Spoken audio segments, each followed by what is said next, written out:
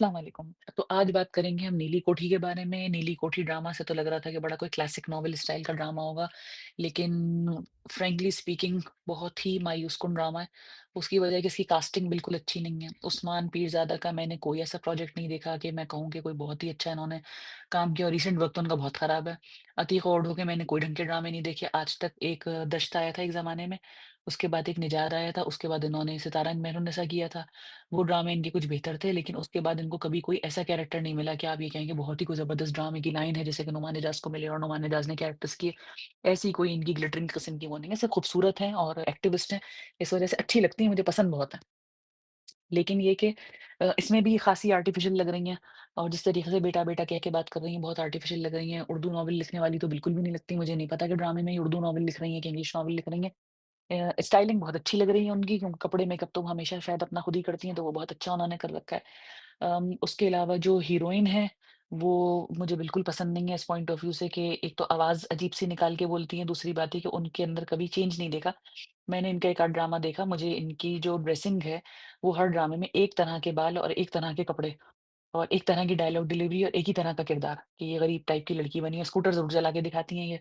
और ये जो हैं वो जाके अमीरों के भी मुँह लग रही हैं और आउटस्पोकन टाइप की बनी हुई हैं, कुछ चिड़चिड़ी-सी अजीब मिज़ाज की मुझे लगती हैं। इसलिए मुझे ये कि वो हीरोइन का कैरेक्टर बहुत ही देखा-देखा और रिपीटेड सा लग रहा है, तो इसलिए मुझे वो भी पसंद नहीं आया। हीरो जो है इसके अंदर तला चाहूर, वो मुझे समझ में नहीं आता कि वो एक्टिंग तो की बात तो बाद में आएगी, मुझे वो लड़का हीरो मटेरियल नहीं लगता।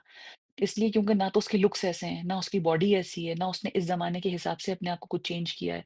पिछले दिनों उसके एक्सेंट के बारे में बहुत बात हुई कि उसका एक्सेंट जो है वो उसके अंदर बड़ा पंजाबीपन आता है। तो देखिए ये कोई ऐसी बात नहीं है कि जिसके ऊपर इंसान बुरा मान के बैठ जाए कि पंजाबी एक्सेंट क्यों आता है। हॉलीवुड के अंदर भी फ़िल्में बनती हैं, पाकिस्तान के अंदर भी ड्रामे बनते हैं। अगर आप पठानों के ऊपर ड्रामा बनाएँगे, तो ज़ाहिर है उसमें पठान पठानों की तरह ही बोल रहे होंगे। पठान पंजाबियों की तरह से या उर्दू स्पीकिंग की तरह नहीं बोल रहे होंगे।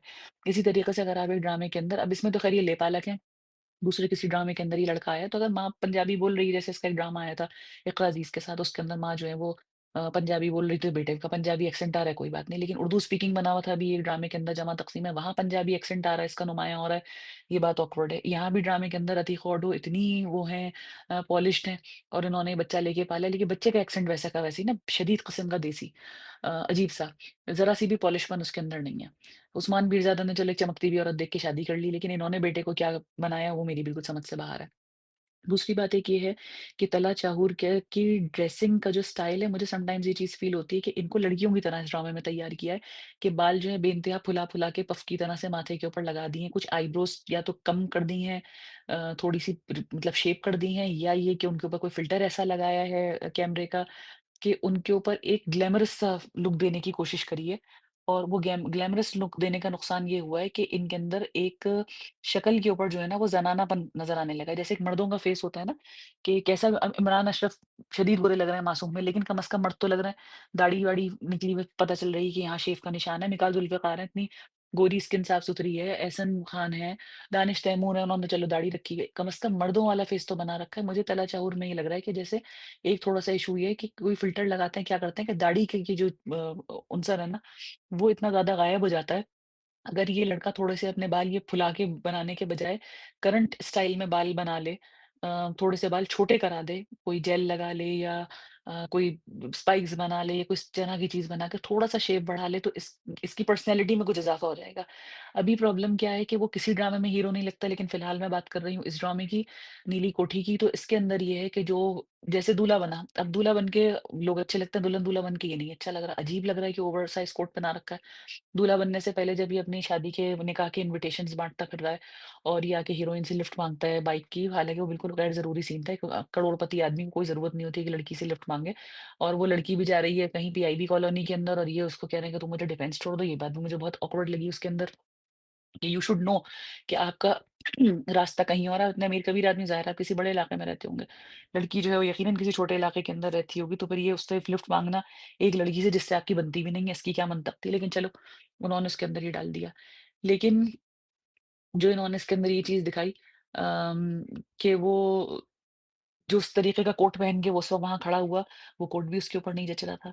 इसकी ड्रेसिंग के अंदर कुछ प्रॉब्लम है, एक तो ये अपनी ड्रेसिंग चेंज ही नहीं कर रहा है किसी ड्रामे के अंदर भी, जिस तरह की शर्ट और पैंट और जूते पहने घूम रहा है, हर ड्रामे के अंदर एक ही स्टाइल है।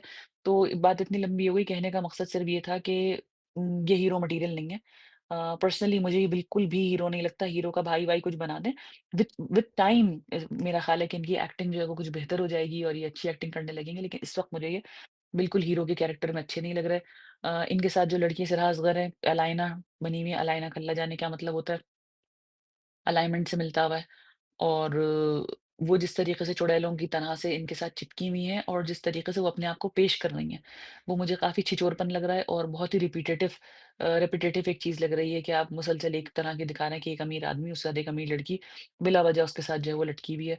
और अब जो इन्होंने उनका निकाह टूटने के बाद दिखाया है कि वो कह रहे हैं कि जी अमेरिका भी जो भेजने का सारा चक्कर था, वो तो मेरा चलाया हुआ था, अलाइना के अब्बा कह रहे हैं, ताकि क्योंकि मेरी बेटी तुम्हारे साथ जो है वो रिसर्च पे जाना चाहती थी, तो मैंने इतनी छिछोरी बात अपनी ज़िंदगी में नहीं सुनी कि कोई बाप अपनी बेटी को किसी गैर लड़के के साथ जो है ना अकेले बाहर भेज रहा है। तो बहुत ही कुछ चोरी प्लानिंग थी इनके अम्मा-अब्बा की, अच्छा हुआ उनसे निकाह टूट गया। उस्मान पीरज़ादा अक्सर व बेशतर ओवर एक्टिंग कर रहे होते हैं। बहुत सारे ड्रामे भी गुज़रे हैं, सब में उन्होंने शदीद ओवर एक्टिंग करी है। और इसके अंदर जो है वो अभी फुप्पी आई हैं इस लड़के की। जब इन्होंने दिखाया कि निकाह टूटा इसलिए क्योंकि लड़की वालों को पता चल गया कि ये लेपालक है और ये एक ऑकवर्ड बात है। मुझे आज तक ये समझ में नहीं आया कि हमारे ड्रामास के अंदर आजकल ख़ास तौर पे किसी भी आदमी को ज़बरदस्ती मज़लूम दिखाने के लिए, बेचारा दिखाने के लिए उसकी बेईमानी और जो इस किस्म की हरकत होती है 2 नंबरी, उसको कवर करने की कोशिश क्यों करते हैं? अब इन्होंने गलत हरकत करी कि इनका लड़का लेपालक था, इनको लड़की की शादी करते वक़्त, सिराज़गढ़ से निकाह करते वक़्त उसके घरवालों को ये बात बतानी चाहिए थी कि लड़का हमारा हकीकी बेटा नहीं है। लेकिन इन्होंने छुपा ली अम्मा-अब्बा ने। अब जब लड़की वालों को एंड टाइम के ऊपर पप्पू ने बता दिया और बदमज़गी हो गई और वो रिश्ता तोड़ के चले गए, तो अब अतीक और उस्मान पीरज़ादा जो अम्मा हैं जिन्होंने हकीकत छुपाई थी, अब वो सर पकड़ के रो रहे हैं कि जी हमने तो अपनी बेटे की मोहब्बत में किया था। आप अपने बेटे की मोहब्बत में या किसी लड़के से मोहब्बत के अंदर अब किसी दूसरे की बेटी की ज़िंदगी क्यों खराब कर रहे हैं? देखिए बात किसी को ज़िंदगी में लेके पालना बुरी बात नहीं होती, झूठ बोलना बुरी बात है। आपने नहीं बताया तो किसी के कोई भी लड़की वाले या लड़के वाले होते हैं, उनके दिल में ये शक पैदा होगा कि यार एक बात इन्होंने इतनी अहम हमसे छुपाई, अल्लाह बेहतर जानता है कि इन्होंने और क्या-क्या छुपाया होगा। तो ऐसी हरकत इनको नहीं करनी चाहिए थी। यहाँ उस्मान पीरज़ादा और अतीक ऑडो का कैरेक्टर जो है 100% गलत है और उन पे बिल्कुल तरस नहीं आ रहा। और इसी तरीके से हीरो पे नहीं आ रहा इसलिए क्योंकि हीरो जो है वो रिश्ता जिस वक़्त आया था उस वक़्त उन्होंने बेशक कोशिश करी कि मैं ससुराल वालों को ये बात बता दूँ, लेकिन अलाइना उनकी इतनी पुरानी दोस्त थी कि ये बात ये उसको पहले भी बता सकते थे, क्योंकि ये बात इनके घर में हर बार डिस्कस होती थी। तो छुपाने का कोई उनसर नहीं था, कोई वजह नहीं थी, इन्होंने बिल्कुल बेतुकी बात करी। साहिबा को ये इस ड्रामे के अंदर क्यों लेकर आए हैं, बिल्कुल समझ से बाहर है। साहिबा खासी गुड लुकिंग सी लग रही हैं, ज़ाहिर है उन्होंने इतने वक़्त के अंदर भी अपने आप को खासा अच्छा और वेल मेंटेन्ड रखा है। ज़ाहिर है अतीक ऑडो के सामने उनको आना था तो उनको अच्छा तो लगना था। लेकिन इसके अंदर बात ये है कि एक औरत गरीब, मज़लूम, पिटी हुई जिसका मियाँ इतना ख़राब है, वो वैसी नहीं लग रही। बेइंतहा चमकते चेहरे के साथ इतनी लंबे काले बालों की चुटिया लगाकर वो बैठी हुई हैं। तो उन वो मेरी समझ में नहीं आया कि इसमें साहिबा को लाने की क्या ज़रूरत थी। कुछ कोशिश कर रहे हैं कॉमेडी करने की, जो छोटी बहन बनी हुई है लड़की वो और एक लड़का है अहमद रफ़ीक शायद उसका नाम है, जो साहिबा का बेटा बना हुआ है। वो दोनों कुछ कॉमेडी करने की कोशिश कर रहे हैं लेकिन ओवर हो जाते हैं। वो भी समझ से मेरी बात मतलब वो कोई इतना इतना मेन ट्रैक नहीं है कि आप उसकी वजह से ड्रामा देखने के लिए बैठ जाएँ। सलीम महराज अब आए हैं लेकिन वो भी मुझे कुछ कॉमेडी करते हुए महसूस हो रहे हैं, हालाँकि सलीम महराज बहुत अच्छे एक्टर हैं। ओवरऑल ये है कि शायद हो सकता है कि आगे चल के ड्रामा कुछ बेहतर हो जाए।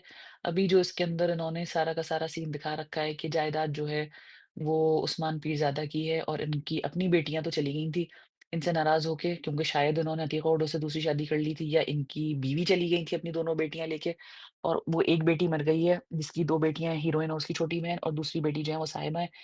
बिल्कुल कॉम्प्लेक्स कहानी है, बिल्कुल समझ से बाहर है कि इसके अंदर हो क्या रहा है। हीरोइन बेइंतहा बदतमीज़ नक्चड़ी है। वक़्त और हालात बना देते हैं, लेकिन जिस तरीके से दोनों दोनों हाथों से वो पैसे लुटा रही हैं, इसको कि उधार दे रही हैं, उसको उधार दे रही हैं, उसको चेक दे रही हैं, तो वो गरीब भी नहीं लग रही, घर भी उनका ख़ासा बेहतर है।